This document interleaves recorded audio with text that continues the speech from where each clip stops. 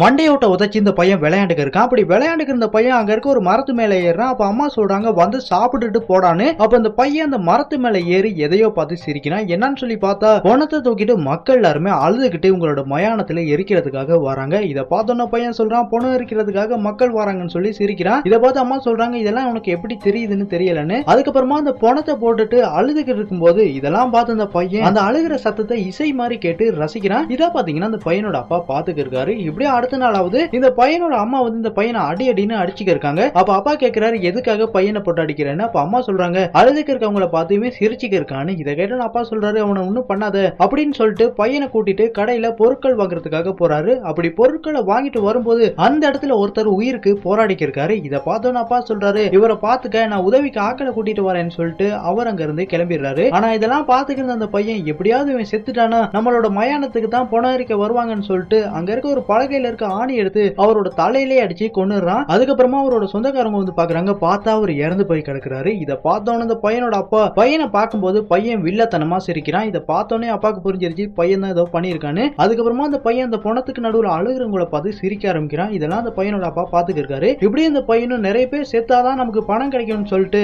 அங்க கரண்ட் வேலை பாத்துக்கு இருக்கும் போது பியூஸ போட்டு அந்த ஆளை சாகடிச்சிடுறான். இந்த மாதிரி அந்த கிராமத்துல இருக்கவங்க ஒவ்வொருத்தவங்களுமே கொன்னுக்கிட்டு இருக்கான். கடைசியா தூங்கிக்க இருக்க ஒருத்தர் மேல கல்ல போட்டு கொல்றான். இதை பாத்தீங்கன்னா அங்க இருக்க ஒரு சின்ன பையன் பாத்துக்கு இருக்கான். அப்படியே இந்த பையனும் கிராமத்துல இருக்க மக்கள்கிட்ட போயிட்டு இந்த விஷயத்த சொல்றான். இதை சொன்னதுக்கு அப்புறமா மக்களும் கிராமத்துல இருக்க மக்கள்லாம் சாகிறதுக்கு அந்த குடும்பம் தான் காரணமான்னு சொல்லிட்டு ராத்திரி இவங்க தூங்கி இருக்கும்போது உங்களோட வீட்டு பக்கத்துல வந்து பெட்ரோலை ஊத்தி வீட்டையே எரிச்சிடுறாங்க. இதை பாத்தீங்கன்னா இந்த பையன் பாத்துக்கு இருக்கான். பாத்துக்கு இருந்த அந்த பையன் கதறி கதறி அழுதுட்டு இவனோட அப்பா அம்மாவை கொல்ல காரணமா இருந்த ஒவ்வொருத்தவங்களையுமே கொலை பண்ண ஆரம்பிக்கிறான். இதனால மக்கள் எல்லாருமே இப்படியே விட்டா சொடல நம்ம எல்லாத்தையுமே கொண்டுருவான்னு சொல்லிட்டு மூட்டை முடிச்செல்லாம் கட்டிட்டு அங்க இருந்து கிளம்பிடுறாங்க. அதனால பாத்தீங்கன்னா அந்த கிராமமே சுடுகாடா மாறிடுது. இதெல்லாம் ஒரு வயசானவர் நம்ம ஹீரோ கிட்ட சொல்லிக்கிருக்காரு.